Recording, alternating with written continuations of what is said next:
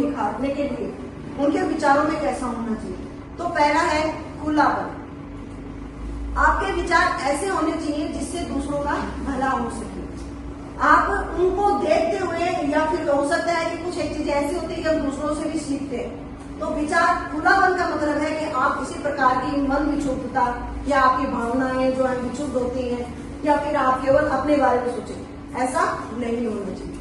आप जिस भी एक्टिविटी को करेंगे उसमें सबको साथ लेके और सबको खुश रखते हुए ऐसा काम करेंगे जिससे हम उस चीज को आगे की तरफ और बढ़ा सकें। वो होता है खुलापन। खुलापन जो वर्ड है वो समझ में आ रहा है आप लोगों को, कि अपने विचारों को विस्तृत रूप से आगे तक फैलाना। दूसरा है कर्तव्य निष्ठता। जो भी काम आपको दिया जाए वो आप ईमानदारी से पूर्ण करें। उसमें किसी प्रकार का कोई भी आप ऐसा नहीं है कि बोझ समझ के काम करें ना।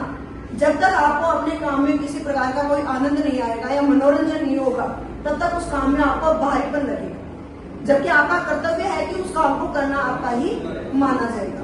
जैसे अब आपका एग्जाम्पल के लिए कि आप अब जो काम है वो क्या है, आपका पढ़ाई करना, लेकिन आप पढ़ाई से मन चुरा रहे हैं, तो वो कर्तव्य निष्ठा नहीं हो गया।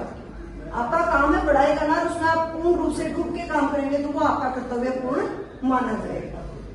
तीसरा है बहिर्मुखता।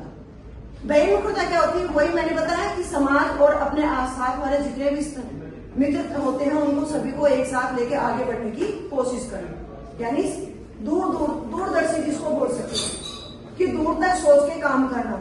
मान लो आप इस टाइम में हम पढ़ रहे हैं, आगे हम जॉब के लिए क्या करेंगे, तो उनके लिए नए नए विचार लाना। तो वो सबको साथ लेके चलेंगे तो ही हम उस चीज को काम कर पाएंगे।